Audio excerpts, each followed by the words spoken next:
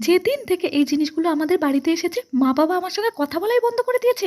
আজ তো একে মাটির নিচে কবর দিয়ে আসবো। হ্যাঁ, এই জায়গাটাই ঠিক, কবরের পাশে একেও কবর দিয়ে দিই। এ কি, এই মেয়েটা কবরের পাশে গর্ত করছে কেন? কিছু রহস্য লুকিয়ে রাখছে, গিয়ে দেখতে হবে ব্যাপারটা। হ্যাঁ, খুব ভালো হয়েছে তোদেরকে কবর দিয়েছি। এখন আমার মা বাবা আমাকে ভালোবাসবে, আমার সঙ্গে টাইমও কাটাবে। ওই তো মেয়েটা চলে যাচ্ছে, আমি গিয়ে দেখি তাড়াতাড়ি। কি লুকিয়ে রেখেছে কে জানে। ও মা, একটা বক্স দেখা যাচ্ছে তো। ওরে বাবা, ভারীও তো লাগছে, নিশ্চয়ই কোনো দামি জিনিস। খুলেই দেখা যাক।